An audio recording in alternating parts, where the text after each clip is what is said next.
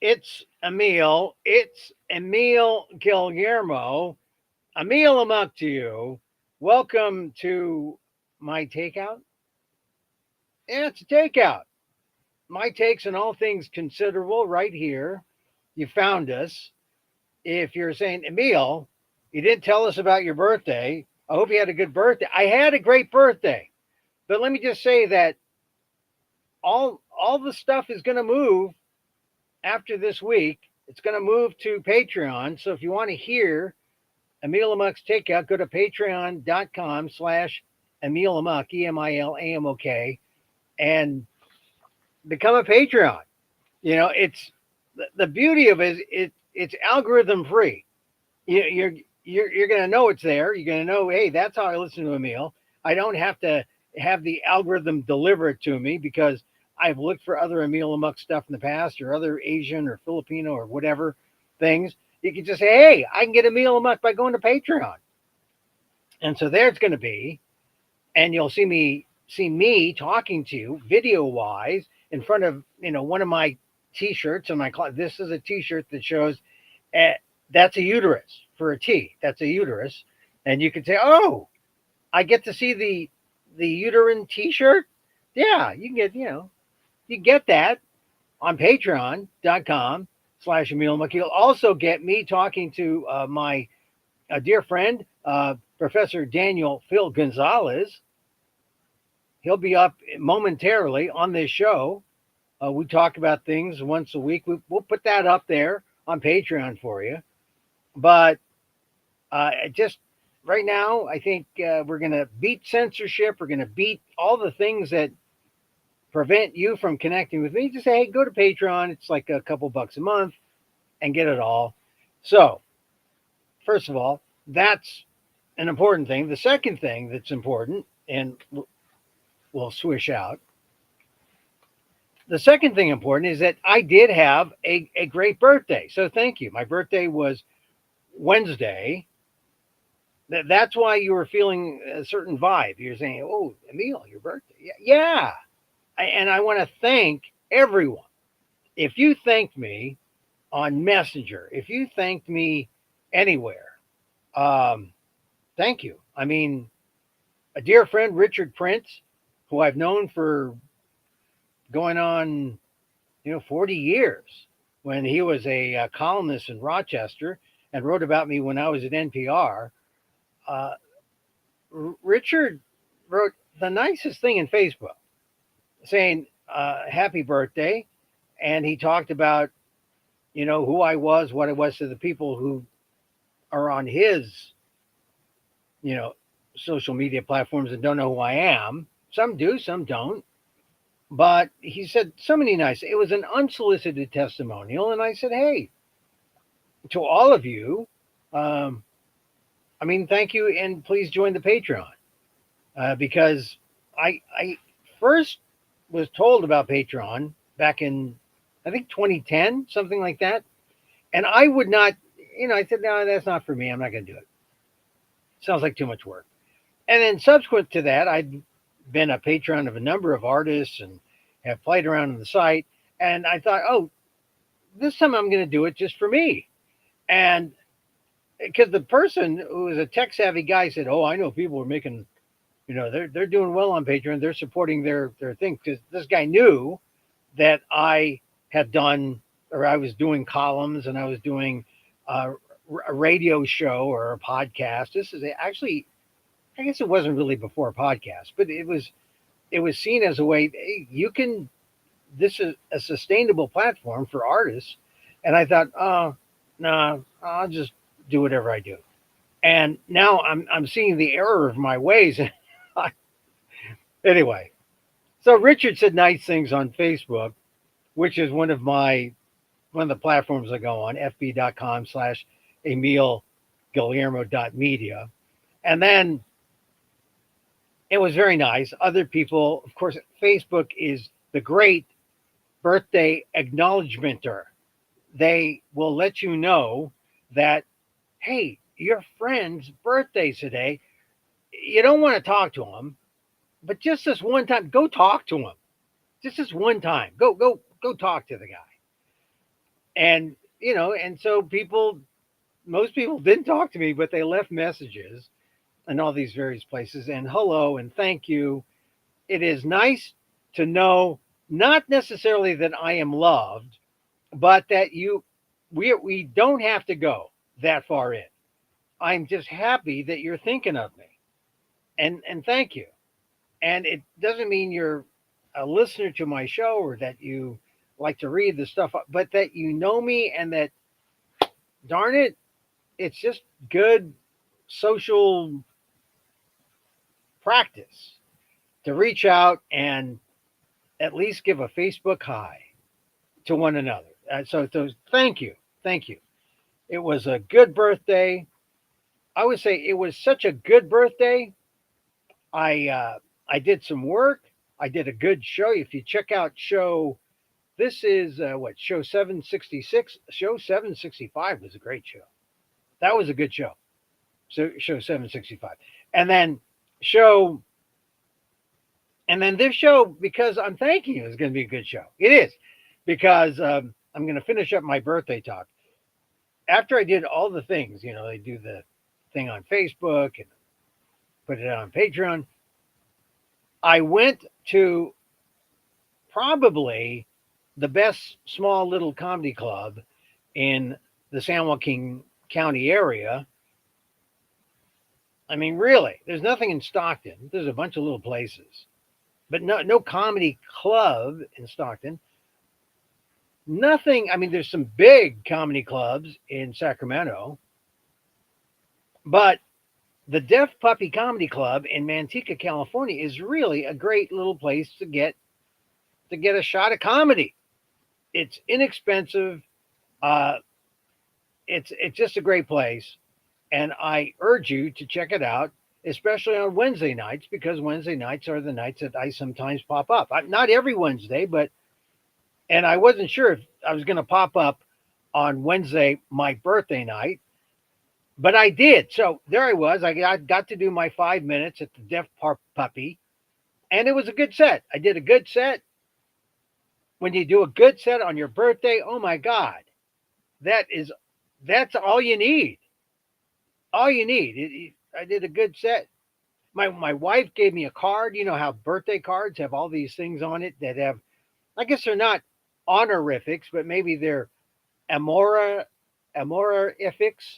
Like, it said honey or honey bun or smoochy pie, or, it had all these words on it that Hallmark did this. So, it's kind of official. You open it up and it opens up to a big card that has all these honorifics of love, things that you would say to a loved one. And I thought, sugar pie, honey bunch, uh, honey bunny. But the one that got me, and I don't know, maybe you'd be different, but the one that got me, I said, I saw this word. I said, you never called me this. Maybe you should start calling me this. And what was the word? Bootylicious. Bootylicious. I thought, my God, I've never heard anyone say, oh, hey, bootylicious. Hey. But, no, and no one asked me, what do you want to be called, Emil? And I thought, bootylicious is, I think, the honorific of love. First of all, because it's, honey bunny, smoochy pie, sweet thang, those are all right. Honey, which is so, plebeian. Oh, honey. But if you say, oh, bootylicious, come here now. That is love. That is love. I think that. So you got the card going with the wife. You got everything, right? You got the club, the 70 people in the club. They're like saying, they're laughing at jokes, maybe jokes they've heard before, but it's different every time. Uh, so great. I had a good time with the Deaf Puppy, a great day. And so I went home, and my wife says, bootylicious. And I was like her puppy. I was there for her. So Wednesday was good. Thursday, I wake up and I say, I'm going to start a new leaf. I'm going to take care of all these dental things that I have to. And this is what you do the day after your birthday. You say, I'm going to take care of all these dental things because that dental health insurance that's going to run out. I got to maximize the deductible. And so here's the thing about the dentists. You got to they got to let you know that number one, they're in network or not. Some of them don't. They don't say. The dishonest ones don't say. And sometimes, that then their prices go way high if you go out of network. So I'm down on dentists who don't say that they're out of network. But this one particular dentist did, and he was in network. And then you got to have a good tip-top staff that knows what they're doing. And this one did. And they said, well, you got this going on, and you got this going on, and if you don't take care of this back tooth, oh my God, the infection, it can infect other teeth, and you could die. You can die. Oh no, I don't want to die from the dentist. I don't want to die from a dental thing. No, you can die, Emil. Oh, I got to get this done. So, a routine thing at 9 o'clock ends up being practically an all day thing where I get a root canal, I get an extraction, I get and this is on top of a regular kind of, let's see what's going on. And oh, here's another tip. Make sure you go to a dentist who has a 3D imager because if he doesn't have one, then you're in the wrong place. Because then he's going to send you a place that you're going to have one done. And that means that you're part of a satellite office. You want to be at the Big Daddy office. I went to 3DM. I want to see what's going on in my mouth. I want to see if they find someone in there. I mean, it's been a long time. I want to yank them out and get, what the hell are you doing here? Get out. But they found all this stuff, or they just let me see it. And they said, oh, you're a candidate for a couple of implants. Implants, I mean, oh, not breast implants, dental implants. Okay. And so it was a long day. And by the time I walked out, I had lost a tooth, a mold extracted out. And if you have a guy to extract your teeth who has, I mean, if it's a male, male, female dentist, they're great. But it's not a one person job. It's a two person job. One to hold you down so you get leverage and you yank that tooth out. Like, and this oral surgeon I had, he was like, no nonsense. He was ready. He said he had, come on, Igor. He had Igor come in. Igor held me down, and the dentist went in with his, Ace hardware pliers, and they didn't give me direct. They gave me a local, so I was all like numbed up, and they yanked and they gave me my tooth. Oh my God! And of course, I wanted my tooth just in case there's a tooth fairy for adults, because that was a damn molar. That's got to be that's no like money for fast food. That's got to be a real thing. So there I was, leaving. Now that I think of it, the tooth fairy didn't give me anything. Tooth fairy just left me a note saying, I took care of you the other night, bootylicious. Yeah. But the bad thing is you go home and you say, here are the drugs. Don't take them right away. Take them when you need them. But the thing is, you can't eat. You can eat soft things. You got to avoid ones. Oh, you're bleeding like heck. You got to like gauze down.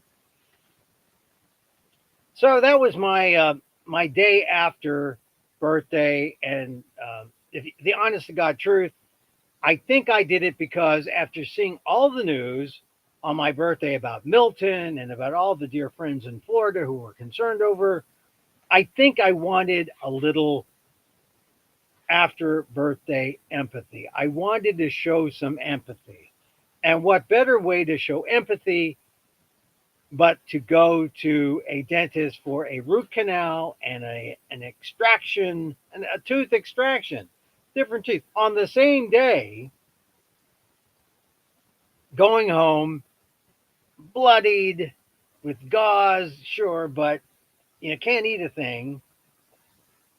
Can't they say you got to sit upright? Terrible.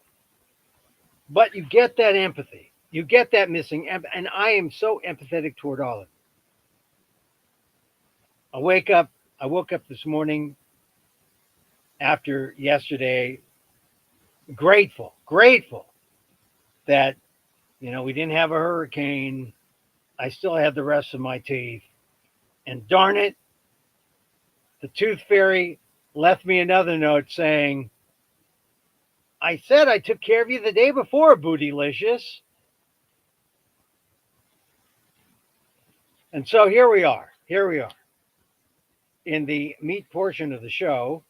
I'm going to bring up my friend, Professor Daniel Phil Gonzalez, but I want to talk about what's going on politically, right? Obama's out there. We'll ask Dan what he thinks about Obama out there talking to black men, trying to get them in the fold. The bigger problem, besides the black men who are not, the polls suggest they're not going for Harris. They're going to vote for Trump. The bigger problem is the amount of misinformation that happened with Milton Trump saying, "Hey, they're only getting $750," implying that FEMA doesn't have the money to give out to everyone, or that FEMA is giving out money to Democrats and not Republicans. Those are lies. FEMA has the money, and Obama was really mad about this whole thing, about the misinformation. Now here's Obama last night.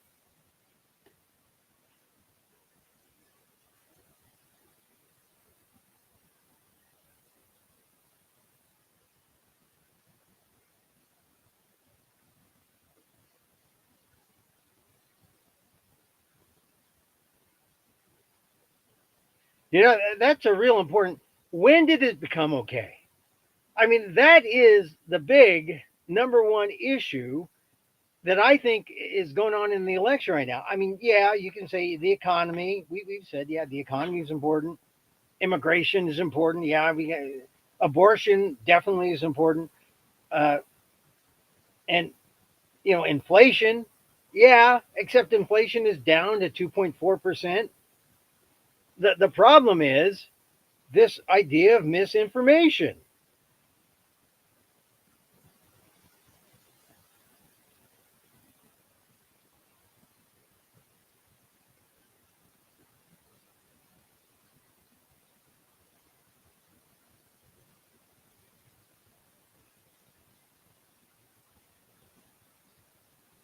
And that is the issue. When did it become okay where these bold-faced lies carry Americans who should know better, who should know the truth, especially when the truth is staring them right in the face?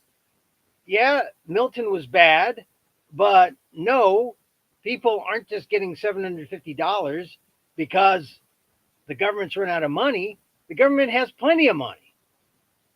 But so Obama is saying that, and then I woke up this morning. Yeah, he just really just said, "When did this become okay?" Obama just said, "When did this become okay?" When people are just scoring political points, when people are the most vulnerable, and it's a question that we all should be asking. It's the only real question this election. Then I heard or saw this in the Atlantic, and you might have seen it. And I'm going to spend some time. Charlie Warzel, great writer, wrote, "I'm running out of ways to explain how bad this is. What's happening in America today is something darker than a misinformation crisis." I'm just going to go to the highlights, but he says the truth is it's getting harder to describe the extent to which a meaningful percentage of Americans have dissociated from reality. That's the thing that's happening. People are dissociating themselves from reality. And why? Because they can, according, based on technology. Here's Orzel says, as Hurricane Milton churned across the Gulf of Mexico last night, I saw an onslaught of outright conspiracy theorizing and utter nonsense, racking up millions of views across the internet. The posts would be laughable if they weren't taken by many people as gospel. Among them were InfoWars' Alex Jones, of course, who claimed that Hurricanes Milton and Helene were weather weapons unleashed on the East Coast by the U.S. government. I mean, this is what we're fighting. We're fighting this sort of thing. People should be smarter than that, but they're not. And then you have, these are real things, and we have the real news outfits out there. Some are better than others, but most are responsible, saying what's with this misinformation. They had Joe Biden. They had people just challenging what Donald Trump was saying, which is right.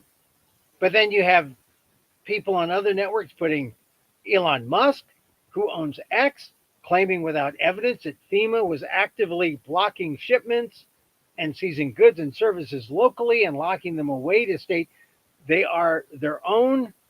I mean, you got nitwits like the Trump sycophant, Laura Loomer, urging her followers, do not comply with FEMA. This is a matter of survival. This is the kind of misinformation that results in sheer chaos because some people believe in these liars. And this is what Obama was talking about the other night.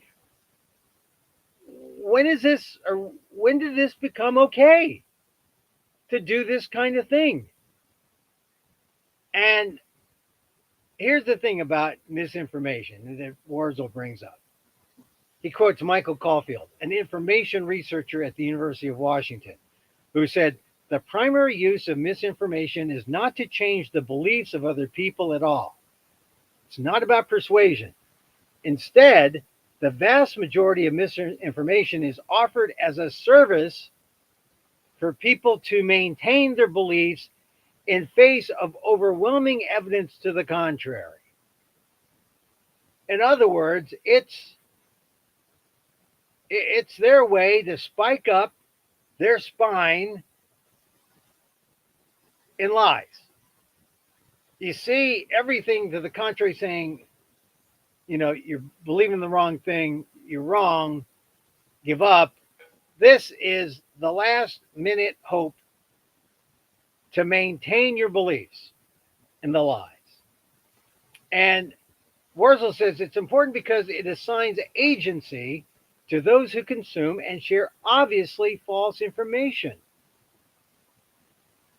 So what it is, it's a way that people fight back, not by saying, oh, you're right, not by saying, here's some facts that will prove what I believe.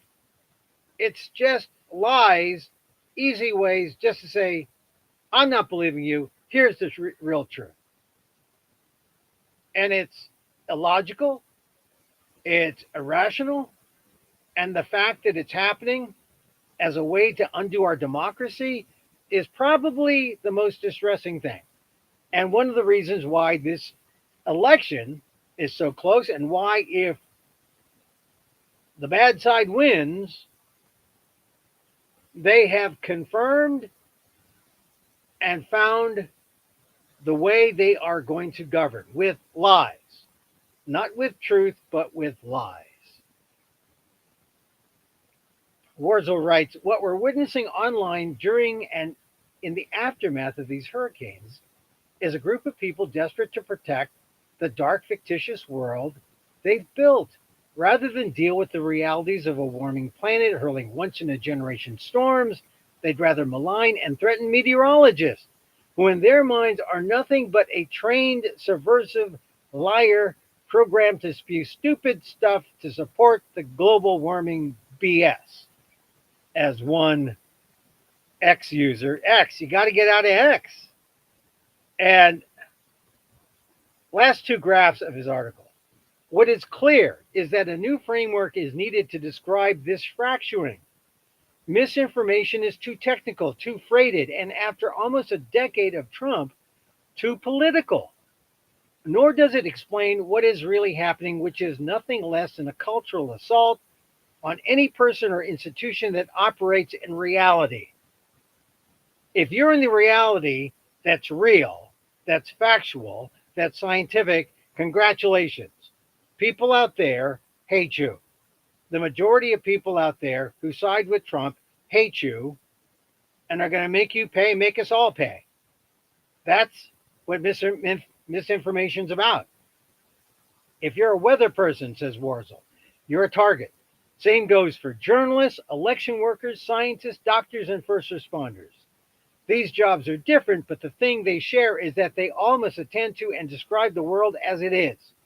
This makes them dangerous to people who cannot abide by the agonizing constraints of reality, as well as those who have financial and political interests in keeping up the charade. If you're about to lose your position, lose your power, you're going to do everything you can to keep it, including lying your way to maintain your position, your power. In one sense, these attacks and their increased desperation make sense. The world feels dark. For many people, it's tempting to meet that with a retreat into the delusion that they've got everything figured out, that the powers have that be have conspired against them directly. But in turning away, they exacerbate a crisis that has characterized the Trump era, one that will reverberate to election day and beyond. Americans are divided not just by political beliefs, but by whether they believe in a shared reality or desire one at all. Charlie Warzel in the Atlantic. Really, if you he's written these pieces before and he says, I'm running out of ways to explain how bad this is, misinformation. But if you have not read his latest article in the Atlantic, you really ought to, because it will begin to explain what the heck is going on. We see the water, and people are saying, no, Milton, this is like some federal conspiracy. This is the problem with our world. I bring on my friend Daniel Phil Gonzalez, Professor Emeritus, Asian American Studies, San Francisco State University. Hi, Dan. Well, good afternoon, sir. Hey, I'm going to Good put you health on the to you, left. I'm going to and put you on the left. belated happy birthday. Yeah, Oh, thank you. Thank you. you like putting me on the left. I mean, I put you on the left I'm because, actually I'm a moderate conservative. oh, no, no, no, not you. I am. I Not, am. not, oh, now Listen, you're, I observe traffic signs. I actually stop at stop signs. Okay. that's good. I Full, I I, full stop, full I stop. do not full stop, and I almost get hit regularly from the Yeah, rear by yeah. people who don't want to stop.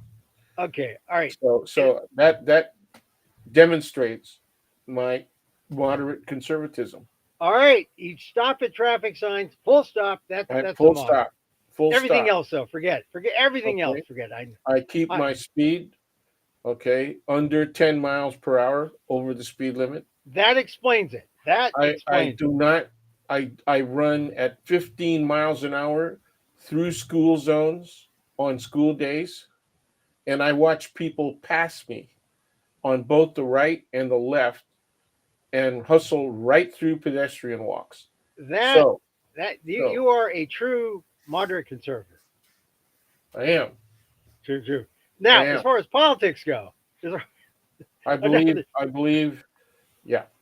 another story. Well, listen, what do you think about Charlie Warzel's article? I mean, I think it's really, good. I I mean, think it's really good. I think it's late. Uh, the well, a lot of reality people is, don't.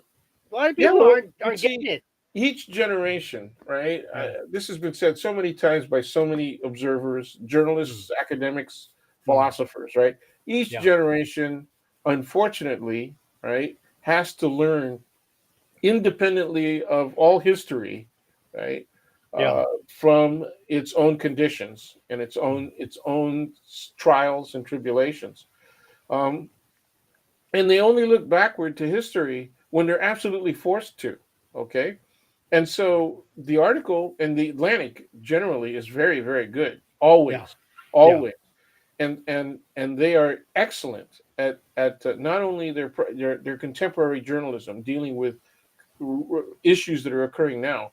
They also refer back to historic circumstances in very accurate ways that often had not been previously discussed to Yeah. such depth. Their articles are very long. Okay, so Right. I like the fact that you're encouraging people to read their stuff. The problem is you got to have access to the magazine at least digitally Yeah. online, or Well, you got to buy it at the newsstand, or well, or this is why I took the time to read from part of it, because I know that most people that's right. People will don't not have be access. exposed to it. And I and mean, and I there's a substantial portion of the American public that would be averse to reading the Atlantic. oh yeah, Once they know what the perspective is on a given issue, they're going to be averse to reading that because they have so many choices that validate their own personal beliefs and positions. And yeah, that's what we're up against today. This is much worse. The conditions that we're facing right now are much worse than the elections that occurred in the 60s and 70s that resulted in the beginning of Republican rule, right, of the yeah, presidency and of Congress, right? Because all the way up to and including the end of Bush one's, yeah. To the right, Clintons. The Clintons were the presidency, first. Yeah, yeah, and in the meantime, the Republicans, ever since Nixon, have always had the Supreme Court and the federal courts in their sights. They have been working on that for 60 years. And right. the Democrats were asleep at the freaking wheel. The And it's not. Republicans, Yeah, go and ahead. it's not enough that the Republicans had the Electoral College in their back That's right. pocket. That's right. The Electoral College is always in the back pocket. That's right. They have never won a general election, like, nationwide. I think for the last four elections or something. But They've the only won electoral, 7 out of 8. They've yeah, only won 7 out of 8 in terms of popular election, and that was the second right yeah, term of Bush two. yeah, That's it. yeah. I mean, it's amazing. So I just think that, yeah, the thing about misinformation, a lot of people are just saying, "Oh, that's a techno thing, that's a high tech thing," and Oh man, we're it's regular terrible. people. Yeah. They, Well, they're right about some of it, and yeah, the problem is the high tech part is true. The problem is that AI has made it really easy oh yeah, for people sitting at their computer desk, just ordinary people, to put out deep fakes. right, Okay, all you have to do is subscribe to the best uh, company that does AI, right? Because you can't download AI into your computer. It's too big. It's too yeah, complex. yeah. So when you use AI, what you're doing is you're going through your system, okay, to the cloud or something very like the cloud where the AI exists. All right, So where you have so access to that. and we've seen a lot of those images of the girl in the escaping the floods of Milton holding the puppy, and That's right. Yeah, yeah. it's distressing, but it's a fake, and we should know it, and we don't know it. I mean, we're not. Some of us are smart enough to say, "Hey, that's fake. That's not." But it's so close. How about the fake of Trump wading his way to assist people? Oh yeah, He's just right. standing almost thigh deep in floodwaters. I saw him in his thigh highs. I saw Yeah, him in his thigh highs. I'm voting for that man. See, and yeah, yeah, all yeah. manipulation, and it's frustrating because Yeah. The you know first thing you got to know is they don't have waiters in his ass size. well, oh, that was a double. That was two. I think three Yeah, X. yeah. You need three X. But here's the thing: if Asian Americans, we call this, what does an Asian American think? WDAAT or APIs, AAXs, and Filipinos. Uh, you know, this has happened. Well, first of all, in the overall Asian sense, the Chinese are amongst the biggest perpetrators of this. I mean, we're just talking about, domestically how AI here has hurt, but the Chinese are perpetrators internationally and even here in the U.S. And then the Filipinos, they know what AI means in elections, because, or not AI, but misinformation, generally, because that was, some people say that's how the Marcoses were able to be restored because Yeah, of well, misinformation.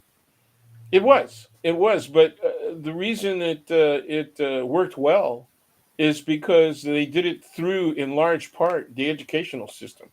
Oh, So so you had to have people at the top of the educational system and all throughout local schools right, being willing to push the remake of the Marcos history, so that he, after only several months, a little bit more than a year, he's made over into a hero. I mean, it yeah. took them several years to make the plan up so that it would work properly. But once it was actually installed, it didn't take that long to be effective. And that's the power of technology, the power of having people in the right places being fed That's right. information That's right.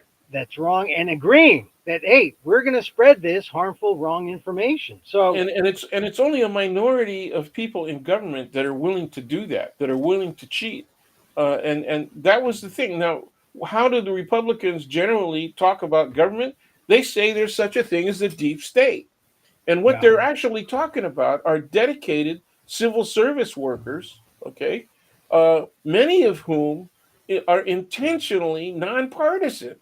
They right, don't join either party, especially people who want to be administrators, because right, they clearly want to be nonpartisan. They don't want to be subject to criticism that they're partisan. And so now you're seeing Republicans, elected officials, right, that are declaring all of this misinformation absolute falsity, right? They're yeah, they're saying here there's no data. There is absolutely no data to support these positions and these perspectives. You've got right wing Republican sheriffs and yeah, police chiefs, right, coming yeah. out and saying these statements are false. You're endangering our local public by making these kinds of statements. And now, what are the locals doing?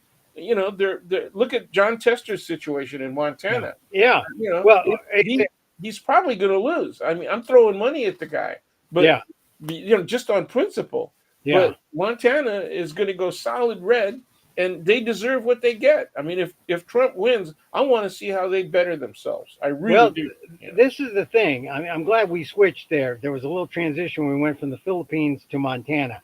When I knew I said, "Are you still talking about the Well, Philippines?" No, no, we're back. there's We're a back in the United States. there is a Spanish colonial influence there somehow. Yeah. Well, I'm just scared these last couple of days because now the focus is back on the election after Milton, and but it's still there's Biden speaking out against misinformation. Obama spoke out against misinformation yesterday. Harris certainly has, but more misinformation today on immigration when you have Trump going out there talking about Aurora, Colorado, and the lie about immigrants taking over an apartment complex and run by gangs. Total lie. Aurora, Colorado said it's not true. Trump is still using it because uh, he can, and that's a lousy reason too to use it because yes he can, but it's a lie. Yeah. How do you start? How do we save ourselves, Dan, from these people who trade on lies? I mean, it's like we had an Well, honor system where we used to honor the truth, and yeah. now we Well, don't. this vote that's coming up in a little over 20 days. Yeah, That's one way. Okay, that's one way, and it's absolutely necessary that we outvote these people. It is also necessary that we maintain a Democratic majority in both houses, or else we won't be able to get anything done. All you have to do, for historic reference, is look at the last 6 years of the Obama administration.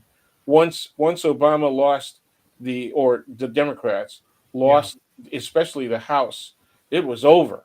Okay, it yeah, was over. Obama's term for the Republican Party was the party of no. Uh, Michael Steele's term for the Republican Party during the Trump administration was the party of stupid. yeah, And he's still a Republican, right? yeah, yeah, yeah. And I met him. but he is what I would call a traditional conservative. He Well, really is a true and traditional conservative. this is That what. does not exist in the Republican Party anymore. Well, they're in the minority, Yeah, and now what you're seeing is you're seeing more Republicans standing up. I mean, I said in a couple shows ago when Liz Cheney was out there, um, campaigning with Kamala Harris. I mean, I think that's the new model. We have to insist that that kind of bipartisanship is the new model. It's not I mean, because otherwise it would be Trump and Harris agreeing on everything, and there are some things they are in agreement on, except immigration, except things like that. But yeah. the thing is, we got to find those things that Republicans agree with Harris on, because that is going to be the coalition that's going to prevail on November 5th. And you got to Well, hope. and well, okay. I think you're right. I think we should emphasize that. Yeah, I'll, quite frankly, I have been throughout my classes up until I'm retirement. Even now, I still yeah. teach intercessions and stuff. Mhm. And we're having an event on campus next week San in Francisco advance State. of the election Yeah, to have students. We're encouraging students to come forward and state where they're at, what kind of issues they have, what kind of questions they have, and all the rest. Because again, people came out and were in protest because of the 1 year anniversary, right, of Hamas. October 7th, and also the Israeli reaction, which is now moving towards regional Yeah, warfare. They're bombing into central Beirut now.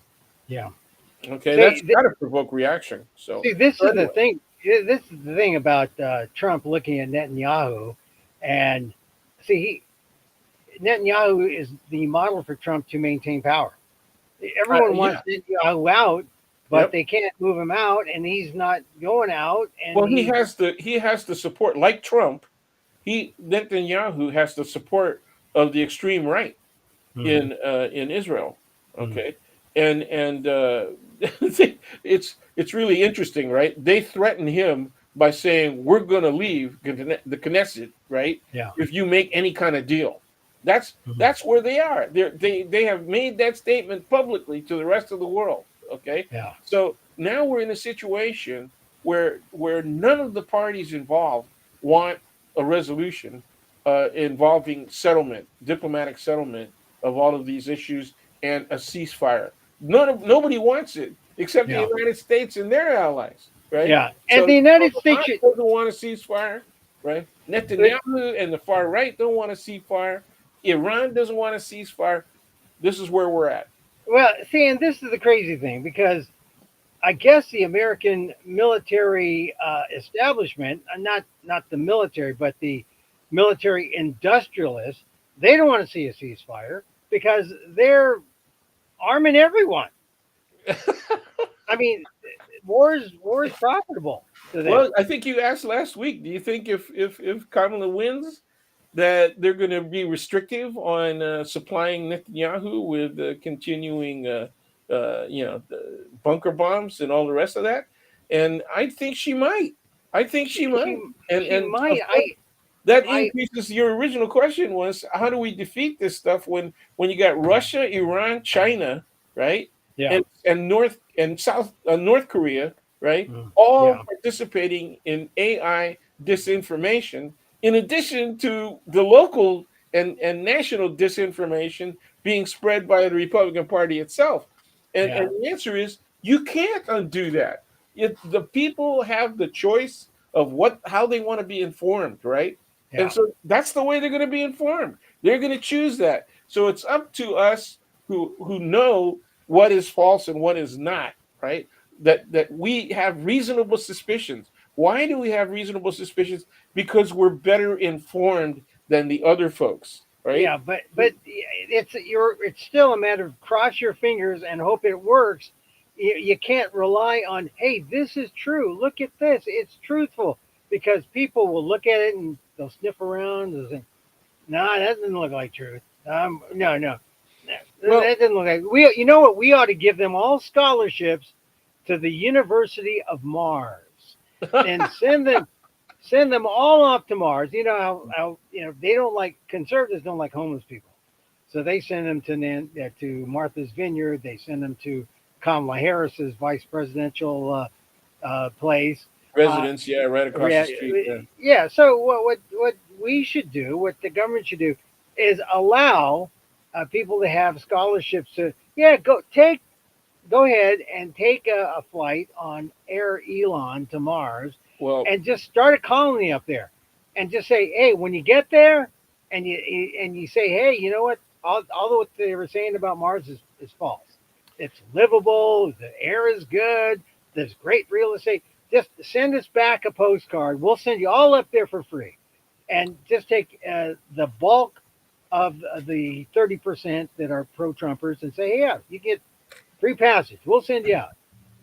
You don't have to eat, MRIs. You don't have to eat no, they're what not going to go. MREs. They're not going to go. They see, are they people? See, the difference between progressives, real progressives, and liberals and all that Yeah, is that they're willing to take risks. They're willing to take minor risks, not big risks, but mm, they're willing to take risks to see some kind of change in what they believe is the betterment of the society. Okay, and mm, the people who want to believe otherwise, right, that don't want to take risks, that is a combination of true conservatives. That's what right, conservatism right, means, right? right. That's a combination of true conservatives and, unfortunately, the absolutely crazy extreme right. Yeah, Okay, but the extreme right is beyond just socially crazy, right? yeah, They got guns, and I kept enforcing that with my students. I said, look, you get a point at a progressive, and you say, look how dangerous these people are, and I'm going to tell you, they do not own guns to the extent that the people on the far right do. So what yeah, does that tell you? Not only are the people buying the damn guns, they're willing to use them. yeah, Okay, yeah. that's my point. So, at what point are people on a mass scale willing to come out and use their friggin' guns? Now, let me go back to the late '60s and early '70s, right? When Mm, everybody was saying, and I know, one of our favorite guys, right, Morning Joe. He gets out there and he calls it the crazy hippies and the yeah. communists, of the '60s, and it's one of the things that I vehemently disagree with him on. Did those kinds of people exist? Were there people among us who really believed there's going to be revolution and all the rest of that stuff? Were there Mm, people stockpiling guns and were they training? Yes, they were, but they mm, didn't own half tracks and they mm. weren't burying major weapons, rocket launchers, dynamite, okay, C4 in the desert. Remember that discovery? Were you old Yeah, enough to remember that? I think I do. Yeah, Do yeah. you So, remember when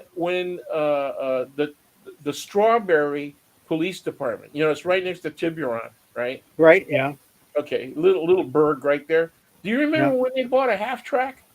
And when they were, a half track is a military vehicle that looks like a truck on the front end, but on the back end, instead of a tractor trailer with wheels, it has tracks like a tank.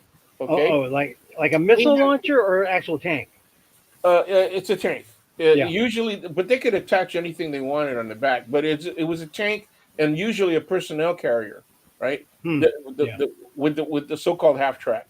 They also had another armored vehicle as well. They got two of these things, from army surplus or some military surplus of some sort. And when this was discovered, and by some intrepid journalists here in San Francisco, they said, why do you have this? Okay, why does the Strawberry Police Department need this? And they said, because we're going to defend the Marin County from invasion from the south.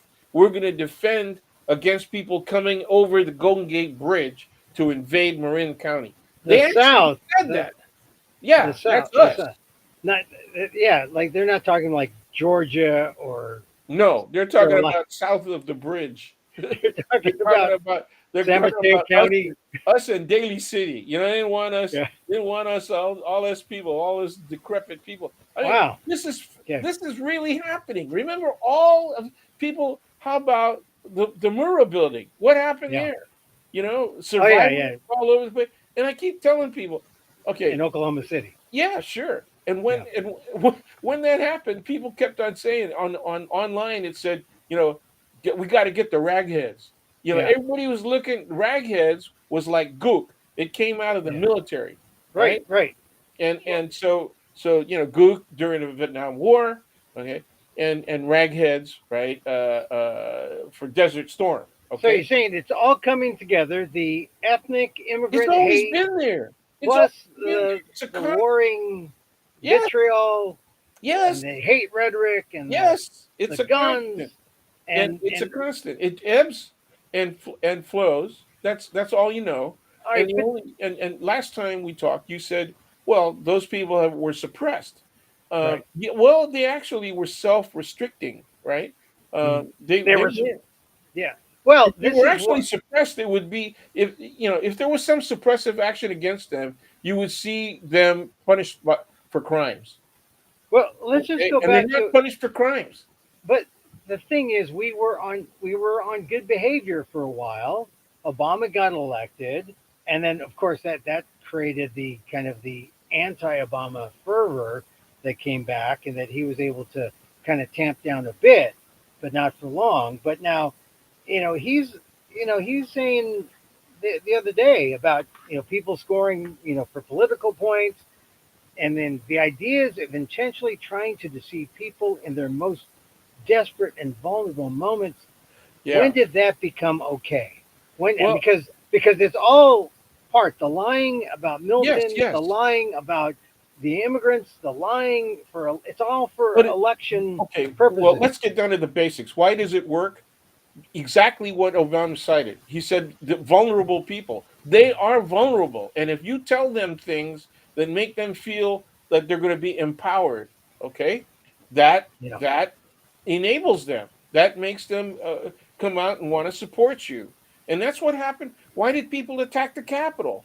yeah, Because they thought something was wrong. They earnestly believed in that, and they felt vulnerable to the cheating that got the election supposedly stolen. Okay, right. Oh they yeah, were we're out there just to protect our yeah, president. We, they we really love believed Trump. it. We're They really patriots. believed it. They're very Yeah. vulnerable to that. They're willing to accept those kinds of standards, and they went and did what they did. It's really Dan, okay, that's well, Dan. Where's the truth serum, though? Where do we get these people the truth serum, the real look. anti-lie vaccine? I don't think okay. We That's something that you're going to have to deal with in the long term. Okay, if you want to try and do that now, you're going to lose. There's Yeah, no way.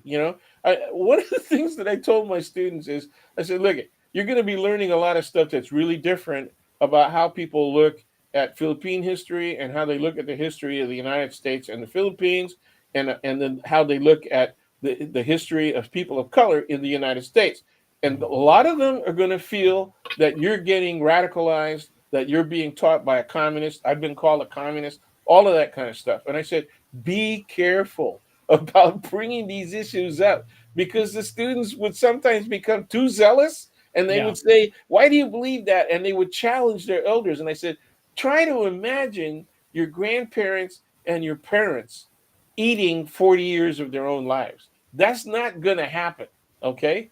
And so you're not going to change these people that are committed to so believing all what they right, believe about the 2020 election or anything else for that matter. all right. You So gotta just work around them. Okay, you gotta work so it's around. there. You There gotta, yeah, there's you just gotta things add in the more way. people to the voting rolls. You gotta get more younger people to vote. Okay, that small margin. I mean, the smallest margin I've heard now of undecided voters is like 4%. No, Didn't well, you, here didn't you let's open go. up to something Let, like that before you let's brought seg. me in? Let's segue to the next thing we're going to talk about. Pew Research Center. Let's swish in and swish out.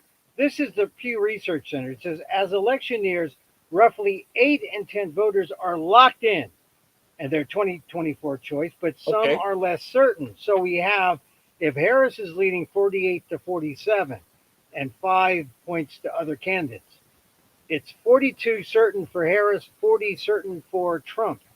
That's 82% who are certain. But 4% are likely on Harris and 4% are likely on Trump. they say there's a chance they could change their mind. 4%. They Yeah. can change Well. their mind. Yeah. But Yeah. now you got to add this too. So that's 8% total. 4 on Harris, 4 on Trump. 8% total that say they could change their mind. 8% of the voters, and then add the leaners, the 3% who are leaning Harris and the 2% who are leaning Trump. Add that up, 5%. That leaves 8 and 5, 13% of voters are the persuadable ones, the up for grabs. So you really clearly stated, because like my question was, how do we deal with these people? How do we give them a truth Yeah. serum? And you say no, we got to work around them, and that is, you got to look at these people as the major obstacles in the way. You can't climb That's over you're them. not going to change their minds. You There's can't no climb. way. They're You unaffected. can't climb over them. You can't climb through them. You got to go around them. Yep. And so if you go around them, here's the 13% of people that you can use to help get around the certain, the 40% certain for Trump. Well, see, let me ask this question. Yeah, You know that much of the South are Republican, and not only that, they're climate change deniers. right. Now they've had five major hurricanes in the past 7 years. Mm. you know, I know. that's a bad average, man. They've had two major hurricanes that ran over the same area within 2 weeks. Yeah, Within 2 weeks, the people to the north and west of Florida are probably really happy that that Milton went across Florida. I yeah. mean, they can't be happy for the people of Florida, but at the same time, yeah, I was watching the news interviews of people who were affected by Milton, as well Mm. as having been affected earlier by Helene, right? And Mhm. what did they say? We're going to rebuild. It's going to take longer. We hadn't completely rebuilt from Ian Yeah, 2 years Ian, ago. a We while hadn't ago. Yeah. completely rebuilt, but we're going to rebuild. And my position is, what the hell are you thinking? And you know what they said? We love it here. Yeah. We love it here. So Okay. how do you deal with this kind of repetitive? I don't want to call it idiocy, because they love where they live, but it's like we end up doing the same thing every time, and it does become a kind of idiocy or a waste, unless you build back better, as a phrase goes, or unless you build, er, you know, weatherproof type of Exactly. buildings. Yeah, that Unless was you my first build, major. My first major was architecture, and yeah, I designed stuff for specific environments. So I had one design for mountains. I had another design for desert like conditions. I had another design for shoreline conditions, and a lot of this stuff actually precursored some of the designs that are being done now. But if you look at all of the places that got wiped out, yeah. pretty much conventional construction. Oh yeah, yeah. And There's you no know, reason why they should have been put there. I mean, every house should be on stilts. yeah, Every house should be like a lighthouse. They should and if all you have notice, well, lighthouses. you know how they anticipated it? They have floating foundations. Oh yeah. So they have a double set of foundations. They have one that actually frames the entire external wall system of the house, and then under that they have another foundation that is raised above ground level. Ah yeah, Okay, and yeah. and and so and so they're trying to anticipate that. But what you're saying, I think, is you got to be at least a full story up Well, off what I'm the ground. saying is everything should be built like a lighthouse, Yeah, or if you put it up like you're on stilts, yeah, and then you can have a floating house, right? Because then sure. everything gets cut off at the knees, but then you're saved because your house floats away, There's and no then reason that you can't deny that. I mean, design that. Okay. eh, Also, have you seen the designs that they're going to put up on the moon that no, use a giant printer? no, You I know? haven't seen it. Yeah. Oh, okay. Well, I, there are houses that it started in Texas, but there are mhm, houses they're completely constructed from 3D printers. Oh, okay. Yeah. Well, You I know, I can see. I mean, look. The thing is, if people continue to build the crappy houses that are going to be threatened, then guess what? We're going to have cheaper crappy houses that will yeah. just be, knock down, Well, tear down, knock down, tear okay, down. And I gotta push back on that. They're not necessarily crappy houses. no, They're but they they're cheaper traditional construction. okay, That's the problem.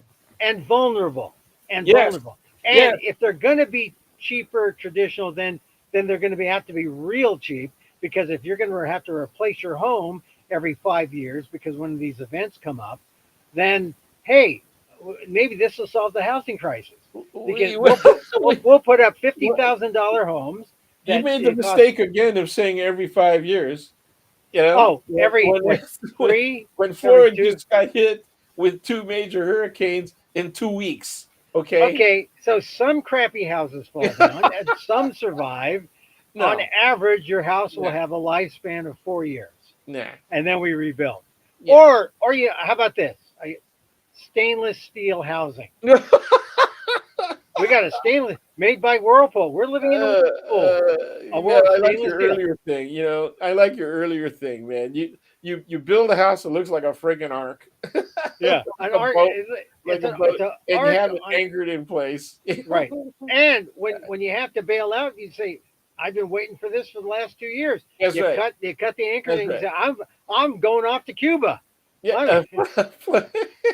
I'm You I'm going you back build in this home." huge. You make it like the Federal Reserve Building right here in San Francisco. Yeah, Except the difference is instead of putting it on big rubber rollers, right? Instead yeah, of doing that, right, and then having shock absorbers on the side, instead of doing that, you just build instant flotation. yeah. When you hear the thing is Flotation. coming in, you just go boom, and you balloon that sucker up, just like a zodiac. Yeah, just like a little 8-year-old, 7-year-old's arms in the pool. Put the Sure. floaties in there. And then, Well, have you seen the seawalls, the portable no, seawalls? Oh, they're really cool. It's a really thin seawall, but the secret to it is that it's designed to use pressure, right, from the mm, outside water, okay, to hold the wall up rather mm, than push it in. It that there is a greater amount of surface, okay, yeah, flat on the ground, right, that is held there by the water pressure, right, and yeah, then so the water pressure that goes up against the wall itself in a vertical position, right, mm, the pressure downward is greater than the pressure inward, I and see. so it works. They've used it around hospitals in several locations, and it works. It's amazing. It's just simply well thought out and well designed. All right, Okay, so we just need well thought out and well designed architecture in these threatened absolutely. areas. All right, but now Always been still, the case. there's nothing to excuse the misinformation that we got from Trump and Laura Loomer and all the others, right? I mean, Yeah, it just you know. it's Okay, and the only way we're going to deal with it is we can't fight, we can't go at loggerheads, truth to their anti-truth. We have to go around. okay, that's right. Is that you Absolutely. gotta go You're around? you're wasting your time and energy if you want to try and confront people who are absolutely anchored in their Right. in their in their position. Avoid the fight. Create a new model, and the new model that works is Harris Cheney.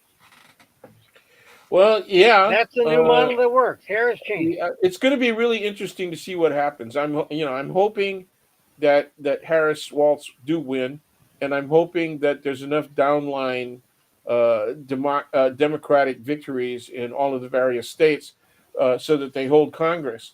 But for sure, Harris is going to put some Republicans in her Oh administration. yeah. Oh, The she has question to. I question is mean, where, and you my mean wife and like I were already talking about where would you put Cheney. you mean like how far down in the basement? You mean? No, no. You got to put her up top. You got to So have she her. got it. Yeah, no, no. She's She the would have figurehead. She's a cabinet figurehead, cabinet level, definitely. or at least the China cabinet. Put her in the China cabinet. Oh my God.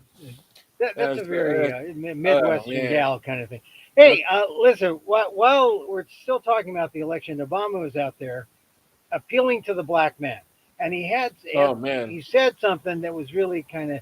He said, you know what Donald Trump did to you, and you're going to vote for Trump, and you're going to abandon the. I mean, this has been talked about for the last couple months. New York Times have been doing things on, the elephant in the room in the black community, Uh-oh. and you Uh-oh. know, Another joke.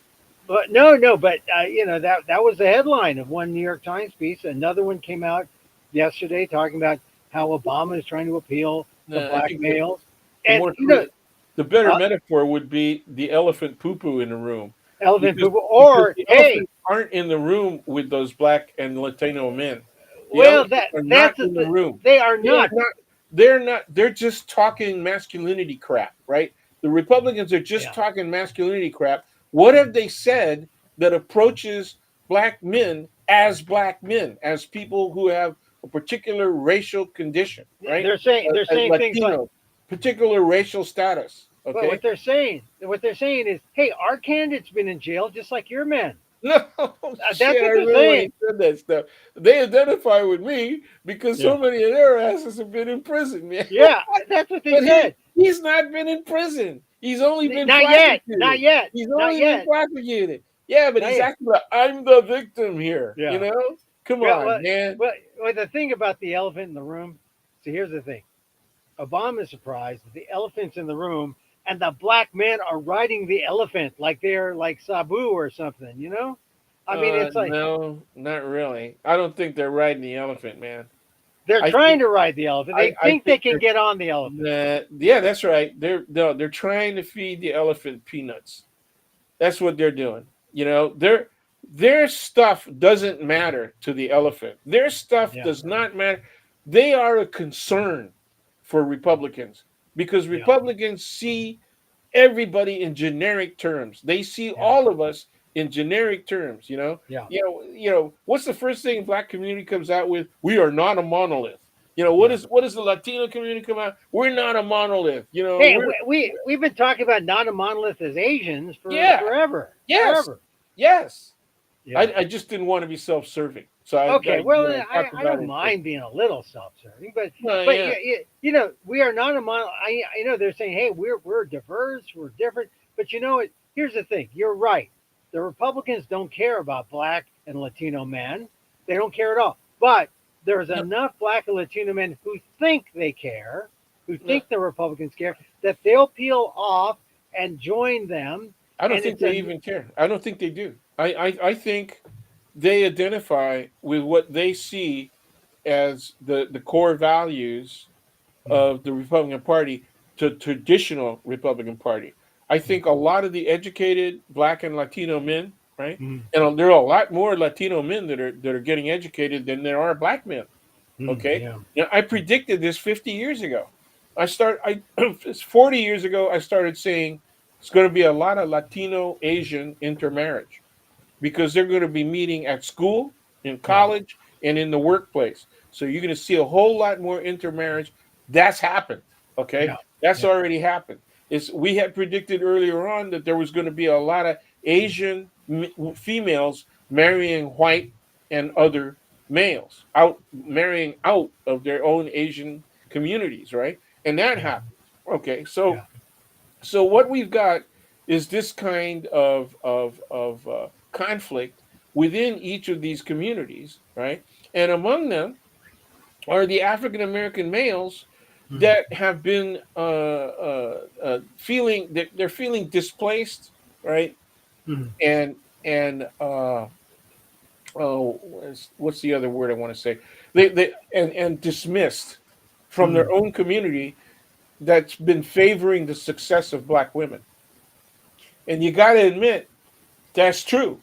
Yeah, The biggest group besides white women to black benefit women. from affirmative action, yep, is black women. The double minority, just like Asian women, right? Yep, Same thing. Asian women, Latino women. I mean, that's just the way it is. it And was favored by affirmative action.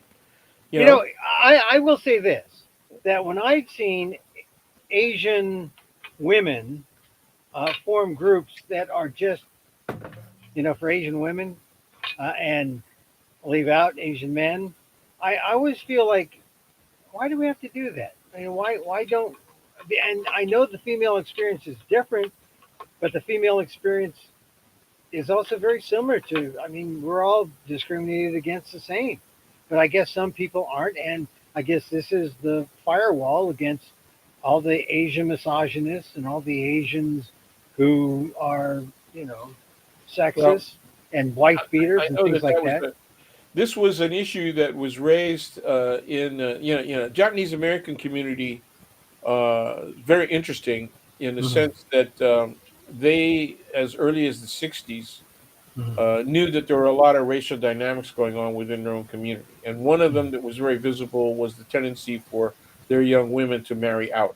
Okay, Right, right. so this became a topic of discussion, a serious topic of discussion in these forums that they would have in local communities, and they simply asked women, why is it that this phenomenon is occurring? And in the late '60s, early '70s, at the same time that women's studies was being built and constructed, and the same time ethnic studies programs were being constructed, Right. and they came out very directly and said, we don't want to marry people like our fathers and our brothers. That's it. That was it. Okay, so Yeah. their experience, however harmful it is to make generalities about communities and stuff like that, Hmm. their agreement was that their culture was highly misogynistic, and Yeah. and like most other guys, there were a couple of things that we were doing in high school and in college that was sort of masculinist in trends, right? And Hmm. one of them was hanging out at pool halls, right? Yeah. Engaging in martial arts Hmm. and hot rodding, you know, Yeah. riding around in hot cars.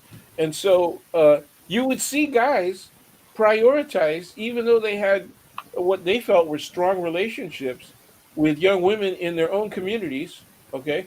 And you'd hear them respond on the phone while they were getting calls at the pool hall, like, I told you I was busy. They would have to put on, they'd have to, All they'd have right. to put on this little I, attitude I that see the I'm the point. boss in this relationship. Don't be bothering me when I'm with my cadre, man. Don't do that. And I I see said, the point. There's a lot of male chauvinism hidden, yeah, hey, and so look, I get it, but we're all struggling. Asian male, Asian females. We're all subject to discrimination, but I see the need for it, and but I yeah, always also see the need for us to be together, and that always got to me you know about these groups that yeah. are Well, the that are irony there, separated, the huh? irony there is that the guy who came up with the idea for women's support groups, Was a which also got ethnicized, right, as you mm, put it, yeah. was Robert Bly, right? Oh yeah, Robert Bly Robert. is a white man. Yeah. Yep. Oh, that's right. Yeah. No. you know Well, and so uh, and it took another 20 years before men started saying, what about us? The yeah. women had Well, all these support groups, and the men, were saying, what, we don't have needs or issues. and that's what happens when black women, Latino women, Asian women, especially when it comes to the Asian American TV anchor thing. Women outshine the men. You Yep. know, and a lot of it is maybe a residue of the Hirohito, residue of anti-Asian Mm, sentiment, male eh. sentiment. a Well, lot of that that that stuff a lot of that stuff is looks. It's yeah, about looks. it's you all know right. It's more. That's right. It's more shallow than I say. yeah. Anyway, these are all issues. Okay, first of all, men, until Bruce Lee, Yeah, right, yeah, Asian men were seen as wimps. Okay. yeah, The word on the street was, you don't have to worry about fighting Asian men, because unless there's 10 of them, they're not going to fight you. yeah, So yeah, I mean, white guys would say this openly. Some yeah. African Americans would say this openly, right? And so until Bruce Lee, there wasn't really a strong masculine image. And then Right. when you look at the movies, Bruce Bruce is not busy nailing two or three women. That's the African American in the movie, right? Yeah. He's not nailing anybody. He's got like an older brother relationship with the hottest females in the movies, right? Yeah. He's out there saving people just because he's a nice guy with honor and dignity. And that's when you look at all the movies, that's what it is, right? Yeah. Yeah. Okay, That's true. who gets the sex? The black guy, the Latino, and the white guy. Okay, Not who gets the necessarily in that worker? order. The white guy. Yeah. Oh well. All right. All right. So now we haven't solved the black male problem. Is something going to happen in the next 20 days that might change that perception? I Charlemagne the think, God is doing a town hall yeah, yeah, with Kamala Harris, and yeah. he's pro I, Harris. I think it'll help. It'll help a little bit, but this thing is much deeper. See, it's just like the issue that we have with the people who are vulnerable to Trump and right wing activity, social Mm. and political activity.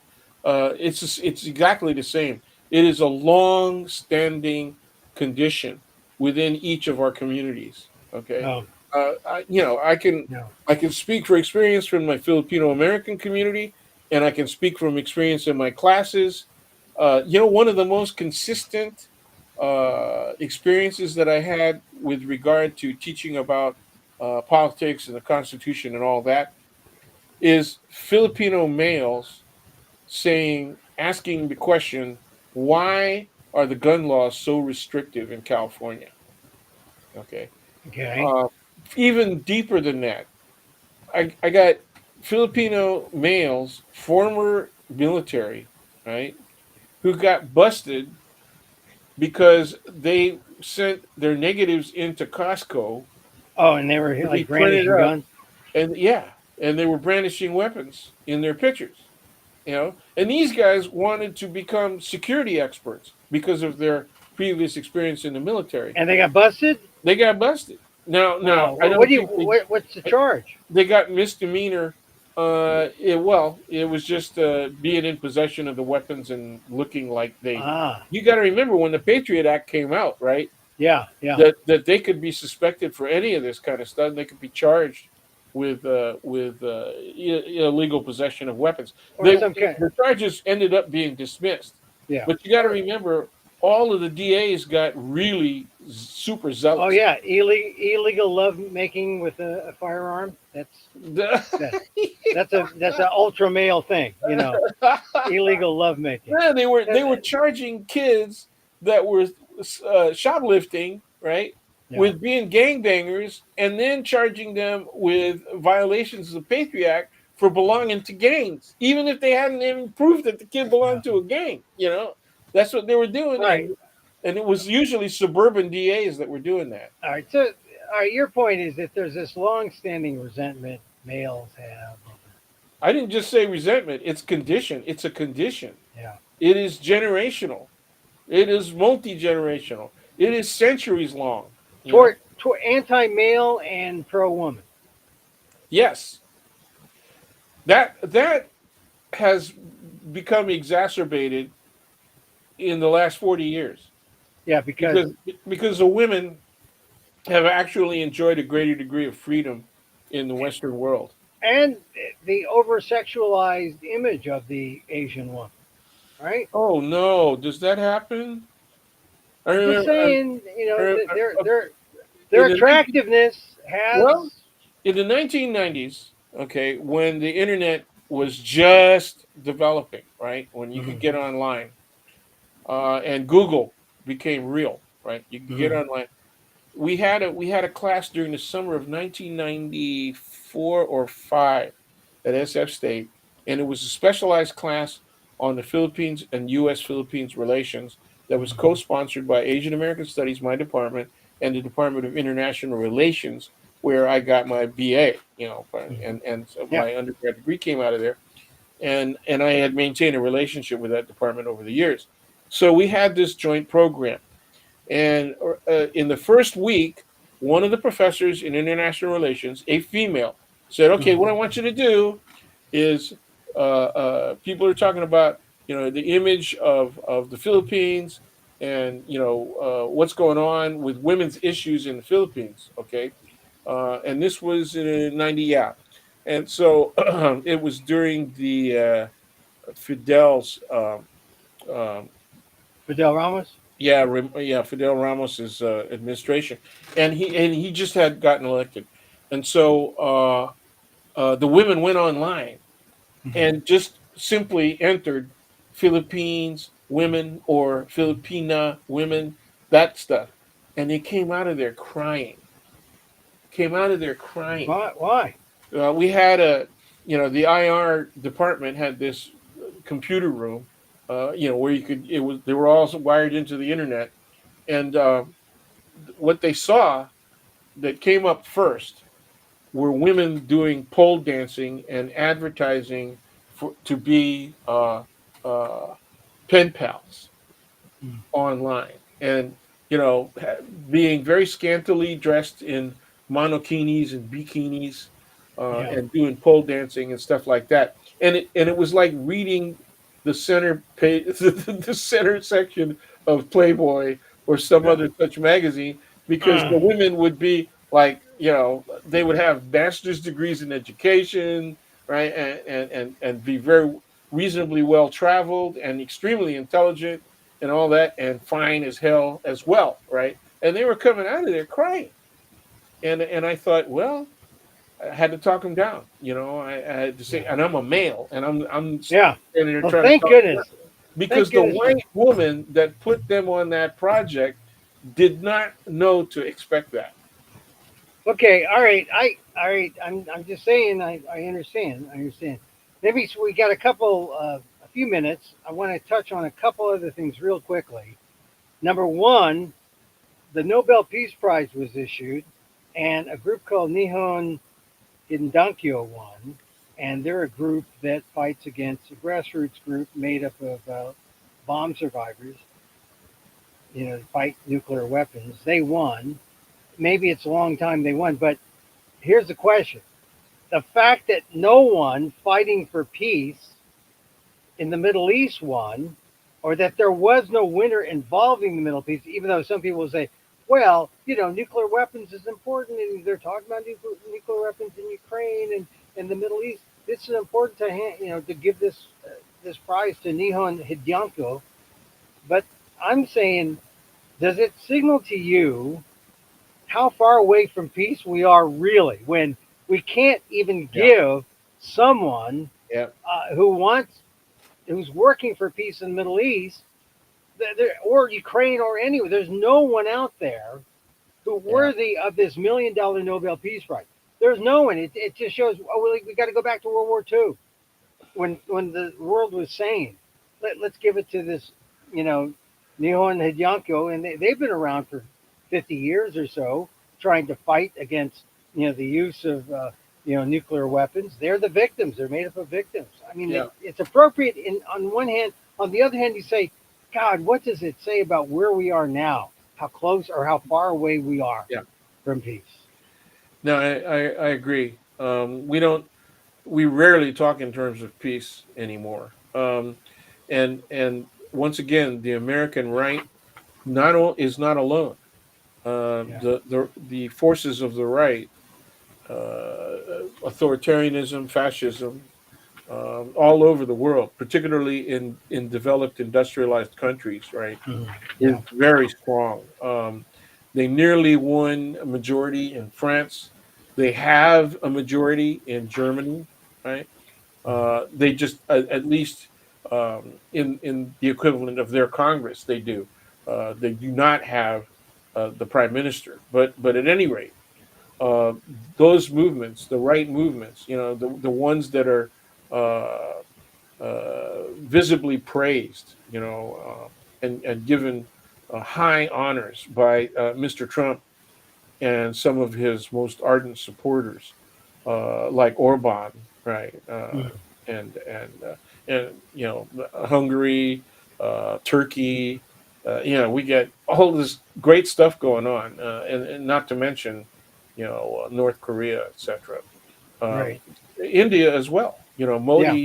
Modi is being very successful making sure that Hindus have majority power, Right. and they are acting very oppressively, not only towards Muslims, but against anybody who's not Hindu. Yeah. So it's happening all over the world. Yeah.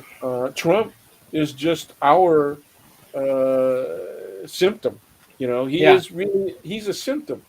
Yeah. And he's not, you know, he's for war. He's just as hawkish as Sure, Netanyahu. He's not. sure. He's not an isolationist. No, He's he's not at all.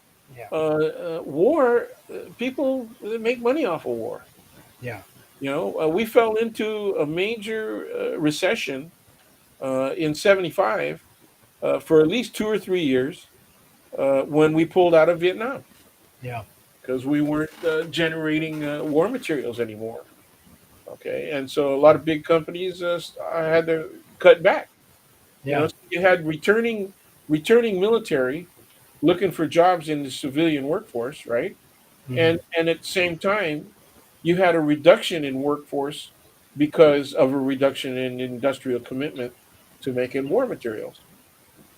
I just think that it's sad when this every year we have the Nobel Peace Prize, and sometimes it's for something relevant, and sometimes it's you hope that it's something that's going to we can fight for, and that people can use this $1 million to work toward peace. But it seems like we're so much further away than Yeah, we can possibly be. true, Anyway, all right, so we'll swish true. out of there. Yeah, Hey, Dan. can we take a look at some of the chat that's come in? It's pretty interesting actually. Well, let's see. Well, as one guy says, is far right going to stop foreign Catholic priests coming to Well, that's the USA? most recent one. Yeah, Desmond Jones. Yeah, Yeah. Well, I don't know. I think the chat is good. Well, we can. I appreciate the chat when it's about something we're talking about. well, yeah, but that came up a few minutes ago, and I think I understand the question. It is a question actually, more than a statement. And foreign Catholic priests, I don't know. The far right benefits from foreign Catholic priests coming to the USA Eh, because the foreign Catholic priests are usually much more conservative yeah, than domestically educated priests. the foreign Catholic priests. There's a lot of priests from Nigeria, a lot of priests from India, a Yeah, lot of priests from Asia in general. and So the Philippines as well. Yeah, yeah, and but not so many Filipino priests. I was surprised. I mean, there's a lot of Vietnamese, a lot of Chinese, well, a lot of Asian priests in general, and I've yeah. noticed. I think they tend to be more conservative Yeah, than the domestically educated priests. well, the Latinos that we mentioned the blacks. Harris is in Las Vegas. She's going after the um, Latino community, and religion's got to be right up there. But how can you go for Trump, who is also wanting who wants ICE to go in door to door if necessary to round up people and put them in camps? I mean, Yeah, well, yeah, he's talking about using the military to do that as well. So yeah, Project 2025. It's clear. It's scary. I don't yeah, see how anyone who's Latino or well, black, for that matter. I mean, yeah, rounding up people. Uh, that images of the Black Panthers come up in my mind. If people suspect something, no warrant, no court. yeah, No, yeah. Well, here's the funny part, right? Joe Biden had a lot to do with warrantless search yeah, well, when he was a senator. yeah, Yeah, because and that was a reaction to the mythology of rising crime at a time when actually crime was going down. hmm, The same thing happened in California with Three Strikes You're Out. Remember that? yeah, yeah. Oh Yeah, yeah, I remember. Well, we still have some kind of version of that, even though we do. it's And not it's technically come back. official. Yeah, Other newer versions, but it's come back. yeah, They want to increase penalties for relatively minor crimes. yeah. But So anyway, hey Dan, I voted. Have you? Not as yet. No. Oh, all right. So I voted. If you're thinking about it, I hope everyone votes on the weekend. Let's wrap this up. Dan, did you see the 49ers play last night? I did. I thought they were going to lose again. I feared that they might, and it all came down to whether or not they could keep the pressure up. Yeah. Because like the quarterback that we're going to face next week, Oh, uh, Mahomes. yeah, this young man is really good at Yeah. getting the ball out quickly and Yeah. and downfield. I mean, he made some fantastic throws, and so I was really concerned that they wouldn't be able to keep the pressure up. But unlike last week, where the temperatures were ridiculous, right, too high, they Yeah. were up in Seattle, right, and it was No, they were here. Oh, they were in Seattle yesterday, yeah. but it was hot in Santa Yeah, Clara. when they were down here, yeah, Yeah. and so they were able to keep the pressure up, and Bosa actually got in and nailed him twice, uh, right as he was throwing, but it didn't qualify as a sack, but at the same time he was putting pressure on as the guy was releasing, and so that Yeah. helped a lot. And then in that very last few minutes, he actually did succeed in sacking him. Yeah, And I he I won. just I just felt that it looked like we were going in for another um, blown lead. Yeah, The yeah, 49ers sort of give up playing, and the defense actually gets tired. I mean, that's when they, right. they were driving the last couple minutes, What the happened? Well, the during the Rams Seahawks, game, they were light yeah, they get on tired, start on arm defense. tackling, That's right. but They were missing tackles a lot yeah, during the a Rams lot. game. So they were much Anyway, better. They were much better yesterday. They looked a lot sharper. Some of the new guys, including Green choked once, missing tackles. hmm, He got juked. It yeah, was really obvious. I'm one of those guys that stops. I record it right so that yeah, I can stop and run it back. And I every time Green got juked, man, I would stop and run it back, and he would get juked by about 2 or 3 yards, and that's enough, right? oh yeah, you, For, you just for need a little space, a yeah, little just a little bit of separation. space, and he would make up the difference right when the ball was coming in, and he was real good at not tangling and getting pass interference calls. Yeah, So I was impressed. I thought, hey, some of these guys that they're bringing in as rookies, they got right. some skills. Yeah, it's You not know, so bad. I mean, all right, I'm a little more positive about the Niners. Meanwhile, in baseball, the Yankees advance, and they got the Filipino player, yeah, the shortstop, Volpe. yeah. He's half Filipino, Yeah. and they've got Aaron Judge. So yeah, that's good. Uh, I hope the Guardians advance because I like Stephen Kwan, and the Dodgers and Padres are playing tonight. And you called Shohei Ohtani the next or the new Bruce Lee. Uh, I I I mentioned it to some people in public, and they say, they're kind, they're nice about Bruce Lee or about Shohei Ohtani, but they hate the Dodgers. You know, they hate him. It's You okay. got They to do hate. that. You're not Bay Area if you don't Yeah, hate the Dodgers, yeah, man. I mean the, that's and yeah. and that goes all the way back to the Giants and Dodgers being in New York, right? I Oh mean, yeah, yeah. Oh, you it know, goes way back. Yeah. So yeah, anyway, it's a good time. Sports is good. If you're a Cal yeah. fan, The Warriors are up, oh, the and Warriors look they good. played The well. Warriors, Yeah, they look good. they They beat they look beat good. the Kings. Well, the shots got to go in. If the Yeah. shots Well, go they were in, hitting like crazy though. What they got yeah, 28. They 20. I think almost tied. 27. Yeah, No, yeah. no, They got no. They made it to 28. They, they they, did. they Oh, tied their own record, and the only guys that had a better record was 29, and I can't remember what team it was.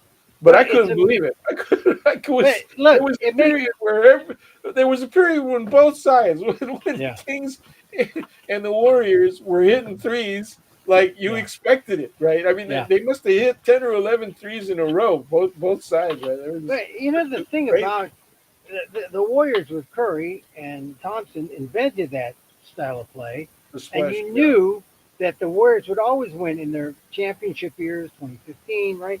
You knew that if they skunked the team based on threes, that was it. That's all you needed.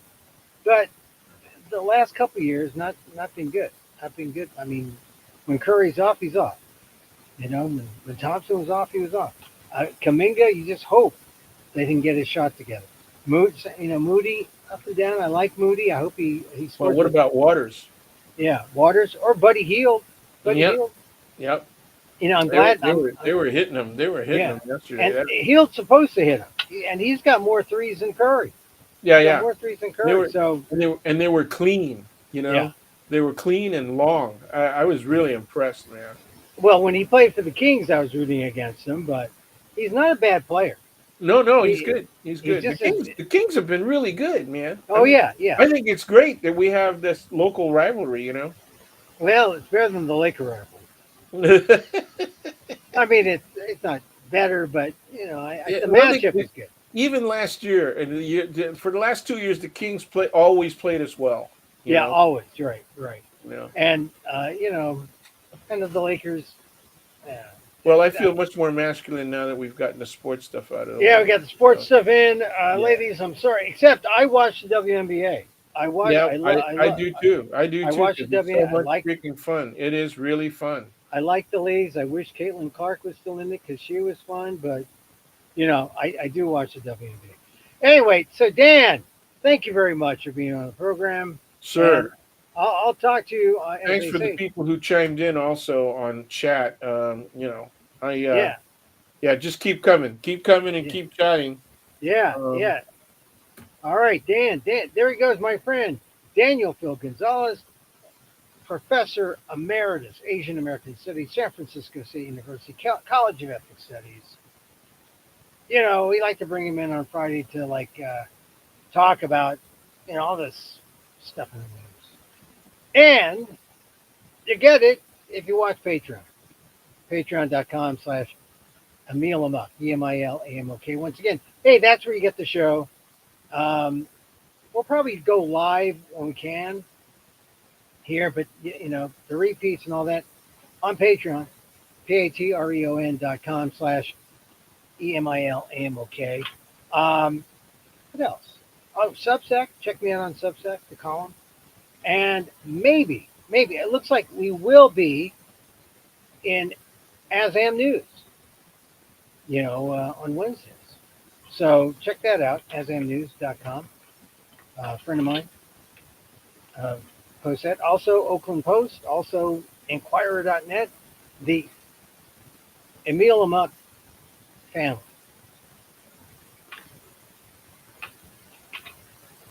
Once again, thank you.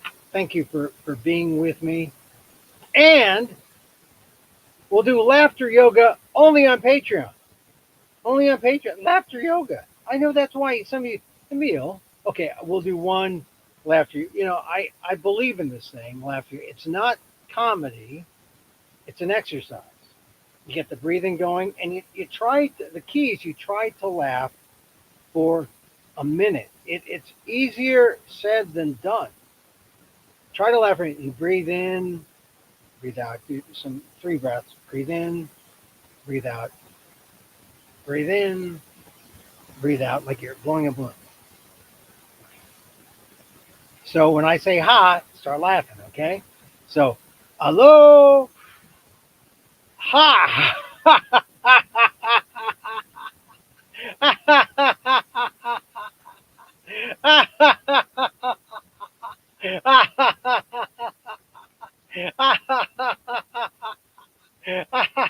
One minute for world peace.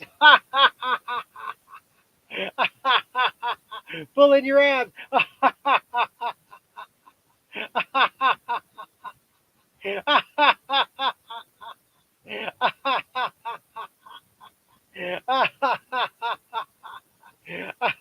30 seconds.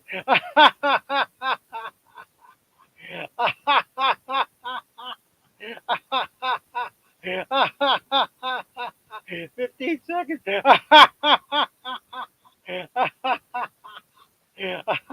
A minute for world peace.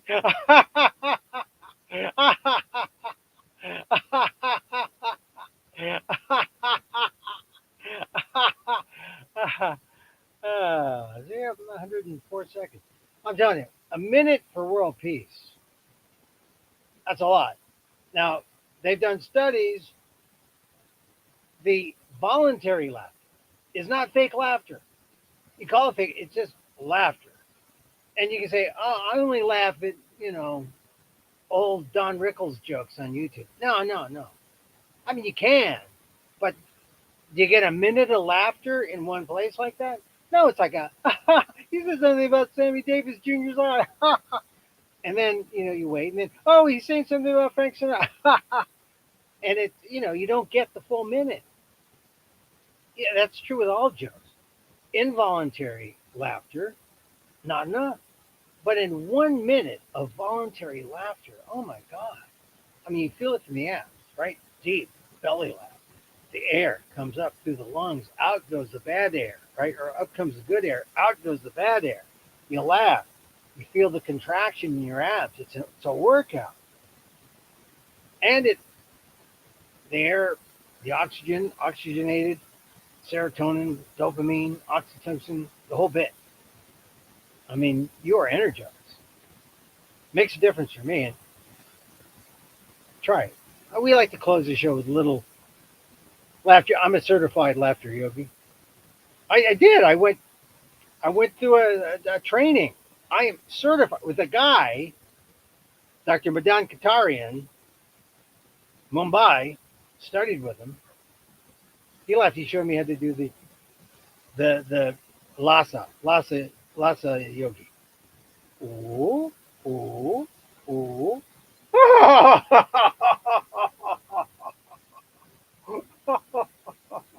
Okay. Fun guy. Dr. Dr. Katan, uh, Madan Qatar. Anyway, cool down after that minute. Try it again later on. Cool down. Do a little see, hear, feel. And end with a little loving kindness to end the week. Someone told me, hey, we're getting a day off, Monday, holiday, for my birthday. No, it's just a day off. So, a long weekend ahead. Hope we got some fun plans. I'm going to eat my liquid diet because I have my empathy tooth extraction.